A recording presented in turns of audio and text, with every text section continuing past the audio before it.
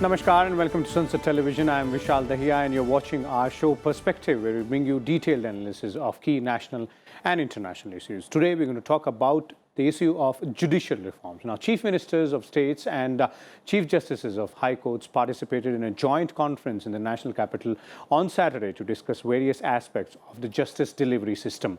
Participating in the inaugural session, Prime Minister Narendra Modi said that judicial reform is not merely a policy matter and human sensitivities should be kept in the center of all the deliberations on this issue.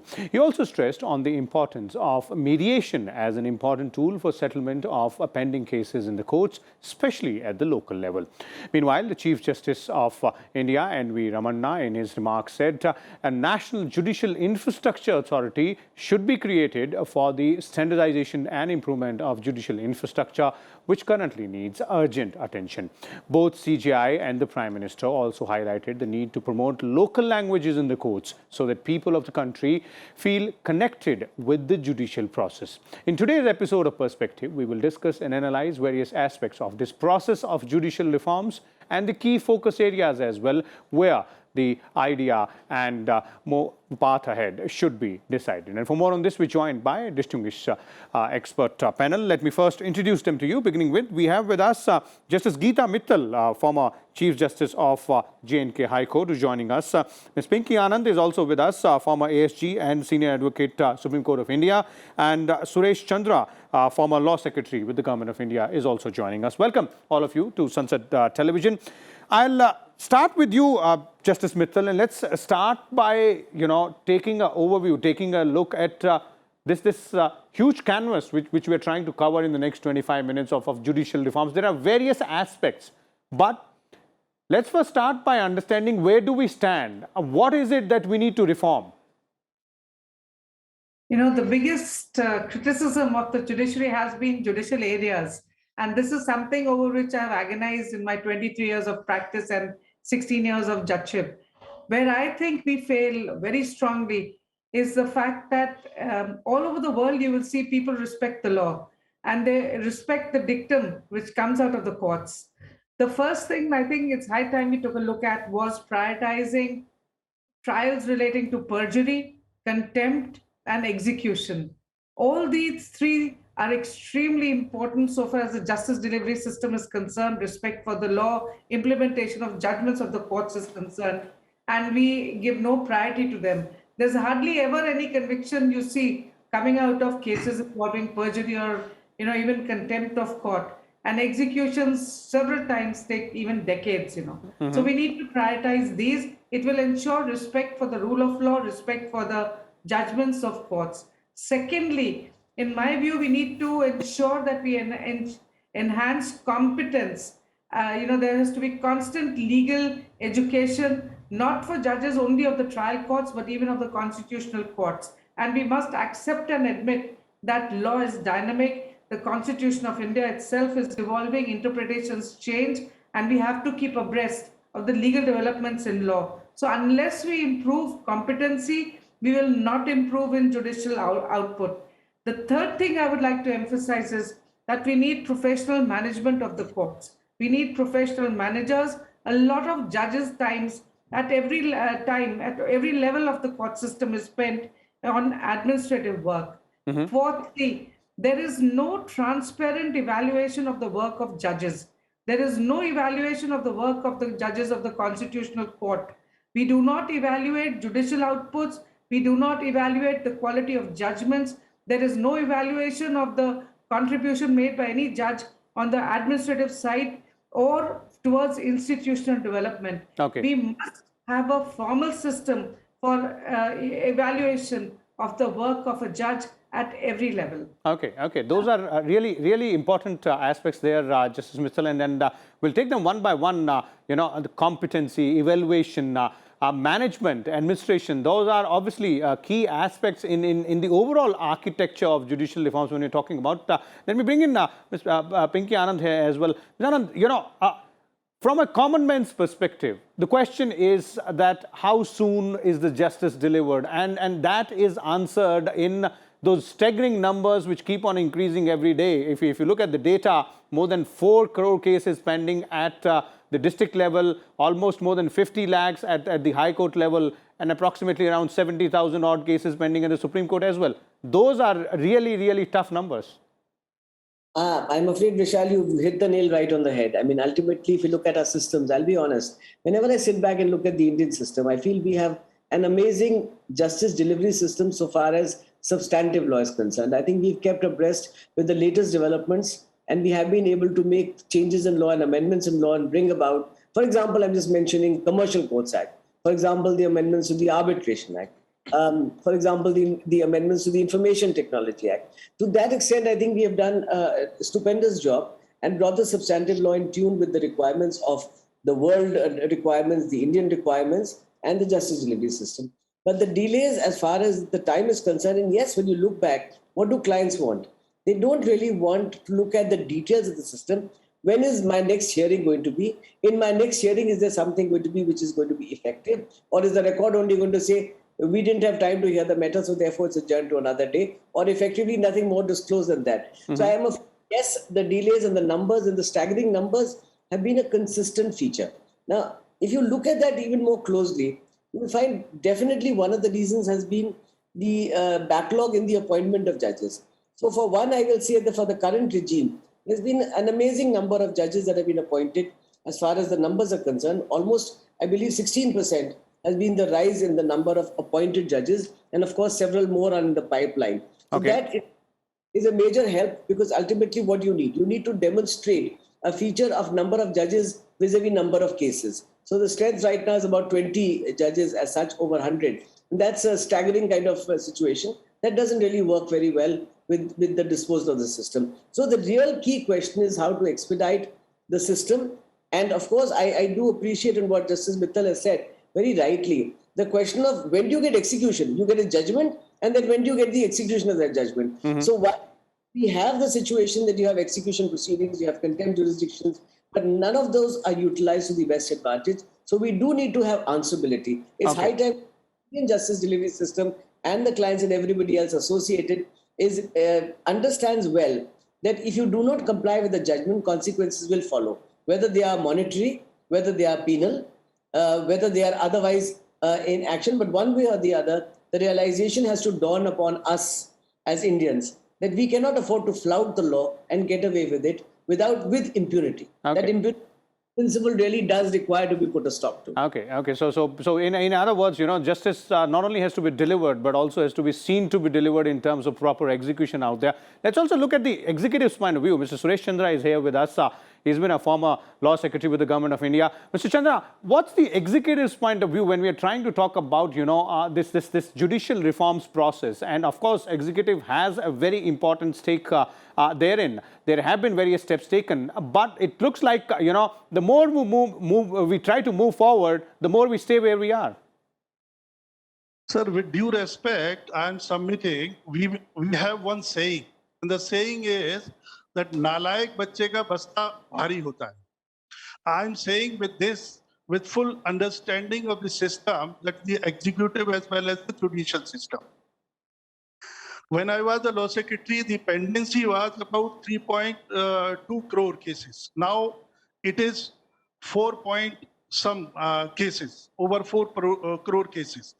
And this is happening even when we have constituted number of tribunals, number of commissions who are discharging quasi-judicial functions, and these institutions were envisaged with the view to bring down pendency and share the burden of the judiciary, high courts and the Supreme Courts.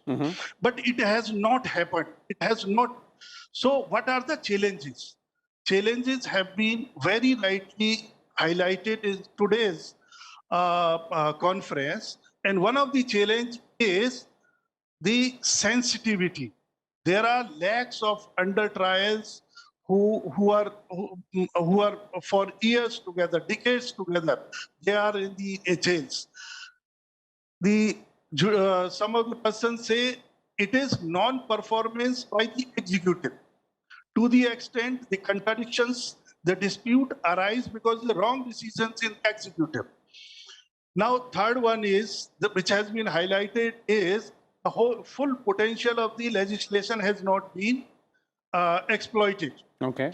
Now, these are the three things. If you look into this, I do agree with Justice Geeta Mittal here when she says there is a competency crunch. And when I say the competency crunch, it is everywhere. It is in the judicial setup. It is also in the executive setup, and to some extent, it is also in the legislative part. Okay. Those who are legislating, those who are making the laws, if you see the strength of the law ministry now, or if you see the strength of the legislature, I mean, there are three departments in the law ministry. If you see the Department of Legislation, which brings law, if you see the department which advises the ministries, that is the Department of Legal Affairs, if you see these departments have not, have not increased the strength. Okay. If you see some other departments, they have been increasing only on the strength of enhancing their strength because they are failure in their discharge of the duties. Okay. So competency mapping is one of the most important aspect which must be looked into. As far as let me complete. Please. As far as the law are concerned, we have one best of the laws. Of course, every law cannot be minutely dealt with. These laws are provided with some certain wide discretions. Mm-hmm. So we cannot find fault with this because discretion has to be exercised with due diligence and reasonably. Mm-hmm. So sometimes these gaps are filled in either by the judicial pronouncements or by certain conventions or the precedents. Okay. And also at times it is required that there must not be a state jacket. There should be some wide discretions and wide broad. The legislation must be in a broad language. Okay. So that there is. Okay. Mr. Chandra, I'll jump in here. We understand what you're trying to indicate is that intersection between the executive and judiciary will also have to be working seamlessly out there. But coming back to the original point which Justice Mittal was referring to, and I'll go back to Justice Mittal here. You were pointing out earlier about the competency, about the evaluation process, about the administration process as well. And it looks like that all these areas which we are trying to point out actually and eventually lead to one conclusion, and that conclusion is that let's try and bring down the pendency of cases, let's try and make the justice delivery system more faster, more humane, more approachable to the common people. So how do we do that, Justice Mittal? How do we address these concerns in quick summary, if you could tell us, although I'm pretty sure it can't be as quick and as summarized, but if you could throw some light there. No, I'll do that because all of these are subjects which have been, taxing my mind all the time. First of all, let me correct Mr. Suresh Chandraji. I never said competency. I said honing of competent skills. I refer to legal education, and not for a moment did I say that there was lack of competence in the judiciary. He's terribly wrong in having any No. on the competence of my judges. We have the best of talent and best of skills. Even judges at the trial court come in after a very rigorous selection process. Indeed. So I refer to training of skills, which I think even the executive should look at keeping going back to the institutions where you began learning from and training. We have a National Judicial Academy, we have state judicial academies. I only said they need to be further empowered. Okay. Now coming to how do we bring the judiciary or justice to the doorsteps is what you're referring to. Use of technology is the mantra of the day. We are talking of digital India. There's no reason why we shouldn't talk of digital courts. It has already started. COVID-19 brought in the digital world to areas where it had not been heard of. In Jammu and Kashmir, we navigated digital courts on 2G, using mobiles, landlines, phones of every kind. We need to further enhance the digital skills and ensure digital inclusion to the furthest and the remotest corner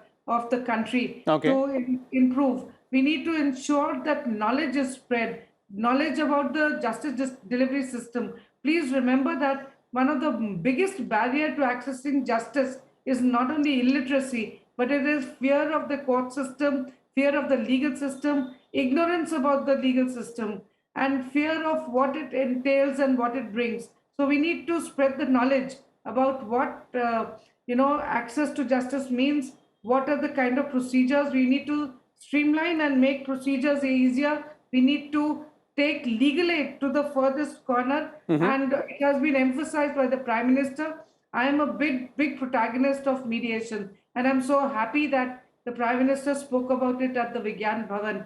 Mediation needs to be increased and enhanced because it not only ensures the end of a dispute, but even if it doesn't bring an end of a dispute, parties agree to disagree, and there is certainly more peace in the community, in the family, in the judicial environment as well. And also arbitration as a dispute resolution mechanism, because parties then choose the person who's going to decide the dispute. In mediation, they even decide on the terms on which they will resolve the dispute. So these are very critical areas. We can also improve the system by spreading digital inclusion and improving the linkages between courts and annex systems, necessary systems. For instance, courts and jails, courts and forensic laboratories, courts and hospitals, maybe even courts and the executive, so that officials, doctors, scientists, prisoners have not actually to be transported or go to court for giving evidence, for putting in appearance. A lot of judicial time is saved. A lot of public money is saved in the transportation. Indeed. And also a lot of time of public officials who could attend court even while sitting in their offices and appearing as witnesses, or enabling the court to pass orders, informing the court about what exists in their administrative files. So we will save money as well as time, both not only of the judiciary but also of the executive and of the jails and of the hospitals, which is very important. Let me bring in Ms. Anand here as well. Those are very critical and important aspects, again, as Justice Mittal is referring to, use of digital technology, mediation, arbitration as well. But Ms. Anand, the core focus area as to make this justice delivery system more approachable and all that, another aspect which both the CJI and the Prime Minister refer to is the use of local languages. And obviously, the point is that you have difficulty in addressing or difficulty in understanding, and difficulty as far as even the client's understanding and communication to the lawyer is concerned. So local languages itself has a tremendous advantage, and some courts do follow it, and they do follow even a dual system. So for example, I know in some courts in Rajasthan, for example, district courts, you follow both Hindi and in English. They're allowed to file the same. It does lead to spread as far as the judicial system is concerned throughout the country. So I think local languages itself would be a great incentive, and even publication of the various judgments in the local languages and the availability, because A, the communication and the understanding, B, the communication to the clients who can actually lead that way forward. So each of these issues, I think, addresses a reach out of the courts to all the way across. And that, I think, in the COVID period, we've learned that even better. Justice Mittal indicated as far as the digital issues are concerned. And frankly, we've gone a long way. All of us have understood how easy it is to ultimately utilize the digital technology for the betterment of the common masses and for easier, quicker, technologically savvy, if you might call it that, success as far as justice delivery system is concerned. So we have learned a lot during this time, and we have started the process. If we can actually take this process both in terms of digital communications, technology, and in terms of local languages, it is something that means not only a faster justice delivery system, but a reach out to everybody and the common man across the country. Mr. Chandra, one aspect which we'd like to understand from the executive's point of view, and as the judicial officers have been pointing out, Justice Mittal also referred to it, CJI also referred to it in his remarks at the joint conference there, pointing out about the infrastructure management, putting in a national judicial infrastructure there, and that saves time, and that also puts in place an elaborate ecosystem wherein proper judicial delivery system can be established there. So what is the executive's way of looking at aspects like these? Of course, it will have to be done by both executive and the judiciary in tandem with each other. Thank you, Mr. Vishal. If you look into this concept, it is always there. Whenever there is executive is taking any decision, they are taking, they are consulting the judicial either officers at the district level, even in the high court level, the high court judges, and the Supreme Court is heading that committee on all aspects, including the IT, including infrastructure, everything. But bringing out a body which is partly executive and headed by doing executive work, headed by a sitting judge or by a judge, will go against the separation of powers. I'm maybe my view may not be acceptable to so many persons. Okay. But I have seen, if you look at independence of judiciary and separation of powers, these are the basic structure of our constitution. We have seen this experiment in the national law universities. Most of the time of very senior judges is at times is wasted in attending the conferences, going and all this. In this time, they could have even disposed of cases. And apart from that, I will take this opportunity here, and people should not take it otherwise. We had three very important institutions in the executive. One is the Indian Law Institute. Another one was the Institute of Constitutional and Parliamentary Studies. And third one is the Law Commission. These are the organizations wherein the professionals, including the judges, are in the committee in this. But in due course of time, because of this, they have failed, and to some extent, the executives do not have any grip, and what is happening, neither the Law Commission is functioning. If you see the Indian Law Institutes, which used to prepare every year an annual survey of all the laws which were being implemented and what were the flaws and all, this is not being done. Okay. Analysis of the judgments, right or wrong, were coming in the form of reports. This is not happening. The Institute of Constitutional and Parliamentary Studies, which were educating and imparting knowledge on all legal and judicial officers, including the legislators, is nowadays little bit has gone in sideline. What I'm saying is, you create institutions, you fix them, make them responsible, but think of this aspect that it should not obliterate the separation of powers. Okay.